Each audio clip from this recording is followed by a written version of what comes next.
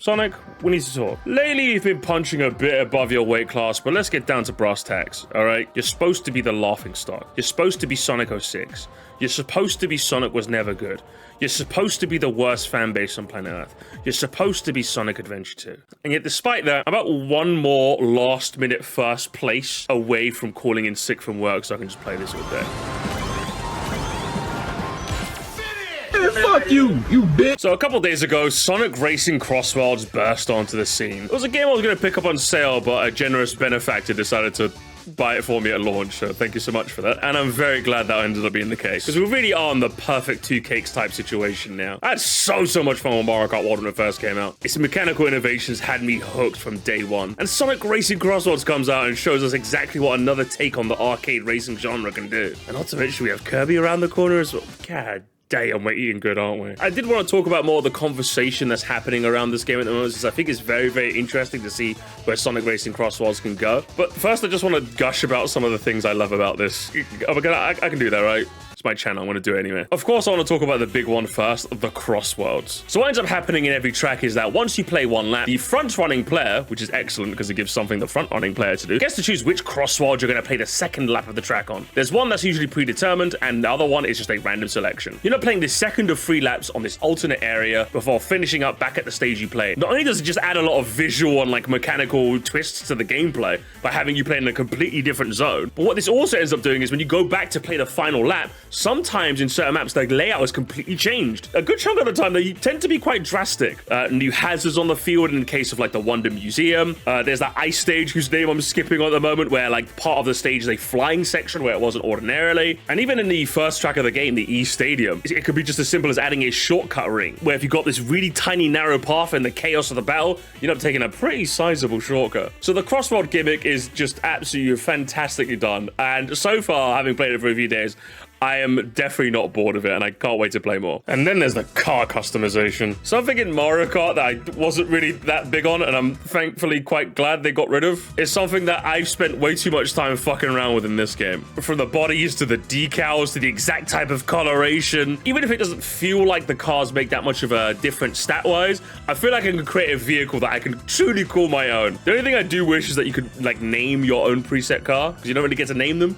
That would have been a nice thing to do, but the customization's absolutely fantastic. Another innovation that I'm very much enjoying is the gadget system. It's essentially works kind of like a perk system, right? Like you have 6 different slots when you max out your plate, and you're able to customize it with the exact kind of gear you want to help give you that little bit of an edge during gameplay. Or you can just equip a monster truck and run everyone over. I still can't believe they kept this in the game. And with you being able to customize 5 different sets, it's another thing that really encourages your own sort of customization and finding a way to play your own way. I found it very tough to like round corners in the drifting. I found that quite tough, so upping my handling stats is something that I usually like doing on my plate. And yeah, if I feel like experimenting with something more speed-oriented, ring-oriented, I feel like the game gives me enough to also try that too. Eventually, as all games do, it might settle into a predictable meta, but I'm hoping the most effective build doesn't become so domineering that this sort of customization that we have now isn't dissuaded. And if it does end up being that way, then Sega and Sonic Team can have their ear to the ground and make sure they buff and nerf things accordingly to keep the variance there, you know? Basically, the moment they nerf the spin collision combo I've got going on is the moment I stop playing this game. Why is it so fun? Well, I still haven't quite got the hang of it. One thing I absolutely love is that you can drift into another drift while still maintaining your boost. And considering the track design seems to make good use of it with these weaving turns, it makes this all the more satisfying. And I think it would be remiss if I didn't mention probably my favorite thing about this, which is the interactions between rivals. It's not something you get to see that much when you play multiplayer, but if you play a single player Grand Prix, you're assigned a rival. The game automatically assigns you one, but you can choose one if you so wish to do so, and even up their difficulty too. At the start of the Grand Prix, these guys will have a unique interaction. Something that hasn't really been explored in a lot of like crossover games, I feel like, is the interactions between the players themselves. I think Smash did this somewhat with the Subspace Emissary, but I don't think it went to the same heights I would have liked. But in Crossworlds, not only is it fun to see 2 characters that don't like each other just kind of get in on it, 2 characters that haven't otherwise interacted have a cool interaction. That's a stylish coat. Do you think it would fit me? You have excellent taste.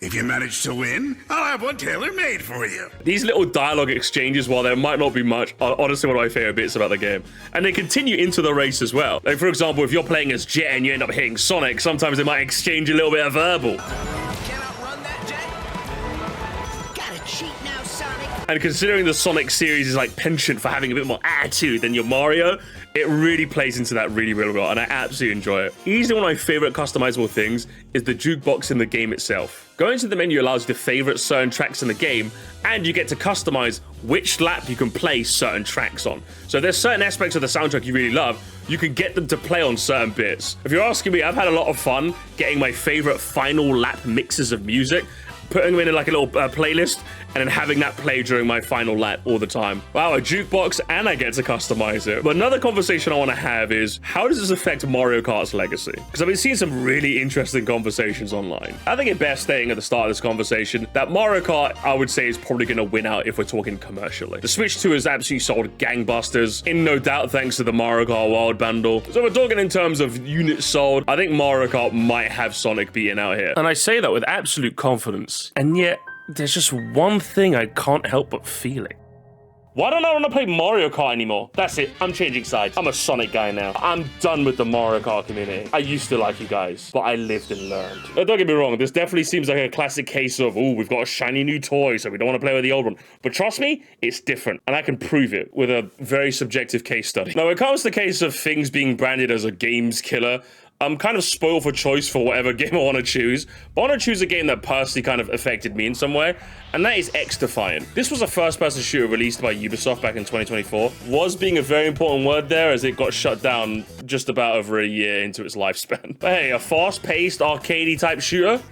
The headline writes itself. COD killer. Now, a good chunk of them were kind of sneering at the moniker, but there was a good chunk of it that was also in earnest too. Being someone who was there on the ground and having a lot of fun with it, I even played it with my old Call of Duty buddies too. Even then, I could really tell that this game wasn't really long in the tooth. Partially because of Ubisoft's track record of just killing things way too soon, but mainly because of all the things surrounding it. And that's because if you are well and truly going to be a killer, if that concept even exists, not only do you have to do what the other thing does, you have to take it in a radical new direction. You have to be better than them. Another example I have, ironically enough, is also Call of Duty, when I was going head-to-head with Medal of Honor. While they were both scrapping it in the World War II shooter space to see who could be the domineering force, Call of Duty decided to go bold and take it into a brand new setting of modern military shooter, which might seem a bit blasé now, but was very unique at the time. Giving people the arcadey shooter style of Call of Duty in a setting that kind of is tangentially related to our real world was a lot more compelling. Medal of Honor would eventually try to go modern military, but by then, Call of Duty was a domineering force on the market, and Medal of Honor just kind of fell by the wayside. Ultimately, in order to seize the day, Call of Duty had an edge. But that just begs the question, can the same really be said for XDefiant? Well, not really particularly. It was arcadey in nature and had a cool variety of weapons. It had that 3-lane sort of map layout from the Call of Duties we all remember. They removed skill-based matchmaking to really give it that old school feel. So what exactly went wrong then? It's not what went wrong, but more, nothing really went particularly right. If we're talking about first-person shooters right now, we're kind of spoiled for choice, especially multiplayer ones that are like kings of the market at the moment. I mean, especially if you're in the free-to-play scene, there's the giant Fortnite-shaped behemoth in the corner of the room. Call of Duty, complete with the free-to-play Warzone, is still a domineering force. And with things like Rainbow Six, Apex Legends, Valorant, you're always going to be bumping elbows with the other giants of the space. We weren't exactly fiending for another shooter. And of course, we could argue Crossworlds has that problem with the giant Mario Kart behemoth in the corner. But other than Mario Kart, really, what else do you have to compete with? Be so for real. Sure, you're competing with the best of the best. That's not to say you can't carve out your own space in this scene, big enough for even Nintendo to notice. It's hardly a concept Sonic is a stranger to, eh? Coupled with the fact that Mario Kart World seems to have fumbled at least somewhat in garnering the goodwill of people post-launch, you could almost say that, unlike with XDefiant, I kind of was fiending for another kart racer. So it's already slim pickings if you want to get other people from other games to come and try our game. So say you wanted to really go for those Call of Duty bros, either the current ones that are a bit disillusioned with COD at the current state, or people like me who used to play COD way back in the day, have since moved on to other shooters. Is that nostalgic feel of a 3-lane, fast-paced shooter really going to win me back? I mean, it did, but then I quickly realized why I'd moved on. When it comes to my personal taste in the modern day, and I don't even think it's just my personal taste, I think it's just a taste of most people who play these multiplayer games, is that they want what they do to have an impact tangibly. Let's say, for example, Fortnite Battle Royale. I don't know why I've full named it, but I'm going to full name it nonetheless. When you kill someone in Fortnite Battle Royale, assuming it's not a bot, which there are quite a bit of them, that's somebody that you can totally fucking hit the griddy on and press L because you're sending them back to the lobby. That is another person whose game you've completely nullified. Their chance to be the victory royale completely squandered. A high-impact play, regardless of what you think about it. Rainbow Six Siege. 5 players on each team, first to 4 rounds wins. Now, think of Rainbow Six Siege what you want, but any player playing Rainbow Six Siege knows just how important it is to get that one pick. It's to the point where I've seen entire rounds dictated by who gets the first kill, because being that one man down makes a massive difference. Or even take something like Apex Legends, and games like Valorant are more of the same. So going back to the first-person shooter equivalent of junk food was fun initially, in the same way that eating a whole packet of those £1.25 Space Raiders, which shouldn't be £1.25. The country's really gone, isn't it? Like, yeah, I love eating them, especially the beef flavor. But like, after I've had like a packet, I'm kind of done, and I don't really want another one for like a week. So if you gave me another one immediately, I'd just be like, I'm okay, thank you. And that's basically how XDefiant felt. Ultimately, what it came down to, after a long 12-hour night shift of security, I was not turning my PS5 on to play XDefiant. But I have been turning on my PS5 to play Sonic Racing Crossworlds. And while it still might be a bit too early doors to tell just exactly how I'm going to feel about this game in the future, the difference is with XDefiant, I kind of always knew that I was going to drop this game at some point. Whereas unless Mario Kart really gets his shit together, this is going to be my go-to kart racer for a while. So to sum up, you had a new free-to-play shooter in a market that was already dominated, with a unique selling point that people really aren't too interested in, even if it seems pretty good on the surface. A game that harkens back to the days of old, but not fully committing it to it the way you probably wanted it to. And it was basically no wonder that XDefiant came and went. But all of these things that we mentioned don't really apply to Sonic Racing Crossworlds. We don't have nearly as much powerful players in the kart racing genre as you do the first-person shooter free-to-play genre. And with Sonic games, you have the consistency of Sonic fans who you know are gonna buy it. With XDefiant, they were basically insistent on harkening back to a time of old to get some people on the game. Sonic fans are always going to play Sonic games, so there was always a baseline of success, regardless of if it ended up being the Mario Kart killer or not. This game has mods already. I just saw a screenshot on Twitter with Hello Neighbor on there. Mario Kart could never, bro. What are we doing here? Mods already? But Thomas, you haven't answered the question. Why is this being a killer makes sense, but the other ones all didn't? You say as your half chew of your dinner.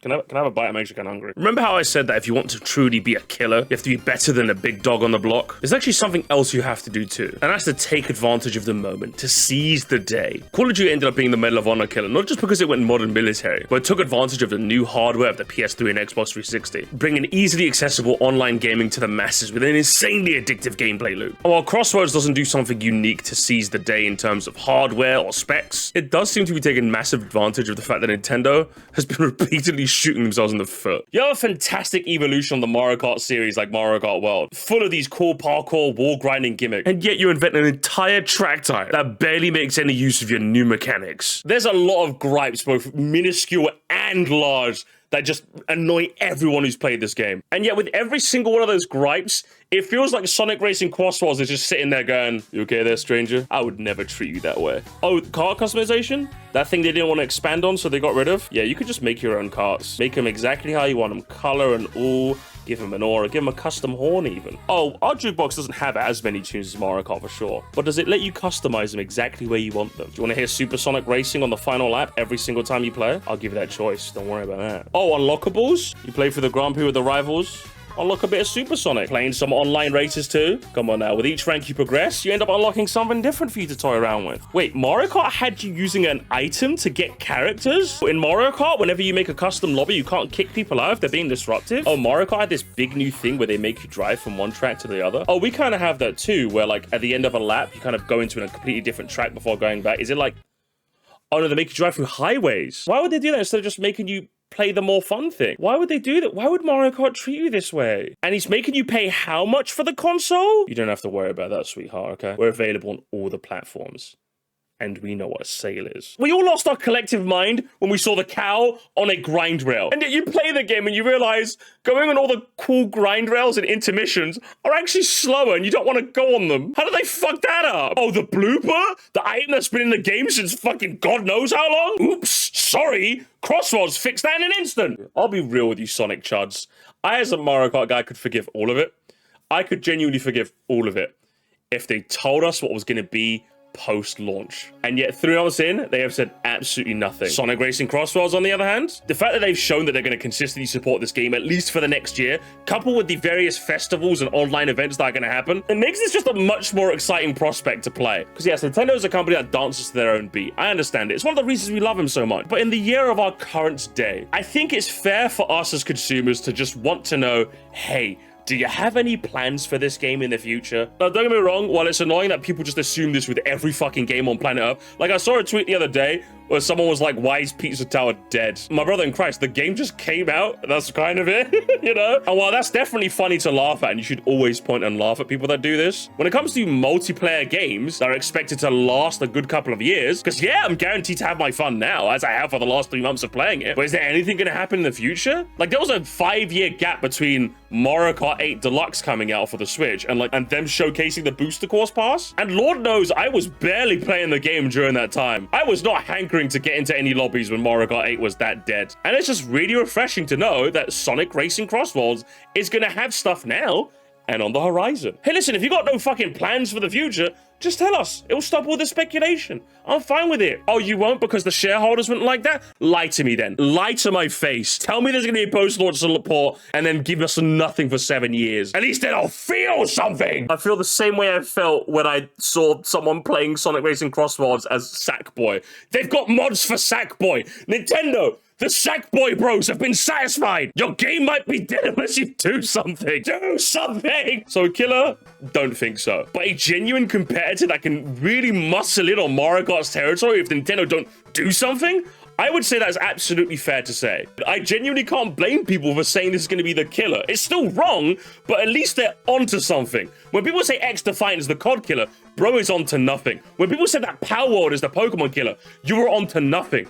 When people say Crossworlds is the Mario Kart killer, you're wrong, but I kind of want what you're having. You seem like you're having a lot more fun. Oh, Nintendo, you patched Mario Kart to make lap-type tracks happen more often? Sorry, I'm at the Hatsune Miku Festival. I'm enjoying the Hatsune Miku Festival while listening to Studiopolis, because I can do that. Just to reiterate, Mario Kart has won the casual battle, and will probably be the one that gets more commercial units sold. But in the end of the day, if you're watching this video, you're most likely not a casual. You're like a gamer, with a capital G, maybe even a hard R at the end. So when it really comes down to us gamers, and you've come home from a hard day's work, boss was yelling at you, teacher was nagging at you, mum keeps telling you to fold your laundry, and even though she's right, you're annoyed so you don't want to give her the satisfaction. Which controller are you instinctively picking up? Which game are you instinctively booting up? And if Nintendo doesn't do anything, for me, that's going to be Crossworlds. Still a 2 cakes situation with a third on the way, but 1 cake is your standard chocolate, and the other is strawberry cheesecake red velvet. I know which one I want to have a bit more regularly. So yeah, I hope you've enjoyed my ramble about Mario Kart World and the Sonic Racing of the Crossworlds. If you enjoyed this video, be sure to leave a like. And while you're doing that, I would like to thank all of the glorious members of the channel who keep this train going. Starting with the wizards looking oh so wizardous. Have I told you they love casting spells? Because they kind of do. In the same way the Royal Guard stands atop the castle walls, keeping a watchful gaze for any of the people on the line. All in all, I don't really actually have much to really say in this outro. I've just got Crossworlds in the mind, I'll be so for real with you. If you're wondering what was with the bandana, I just found it while I was cleaning up, and I just fancied wearing it. It kind of makes it look like a gangster, you know? I know it's like blue. It looks black, but it's actually blue, dark blue. So I felt like a bit of an evil Sonic, you know? I felt like I was really channeling my Sonic chudniness with this bandana, you know? I don't know what it is. It kind of gives me that attitude which Sonic is known for, do you know what I'm saying? But there's no attitude to be had when it comes to picking your next video. I have got 1 on the main channel which you might enjoy, and I got 1 on the other channel you might enjoy. Ooh. If they seem tasty, that's because they are. Be sure to click one of those. If you haven't subscribed, make sure you are already. And until next time, there's your lot.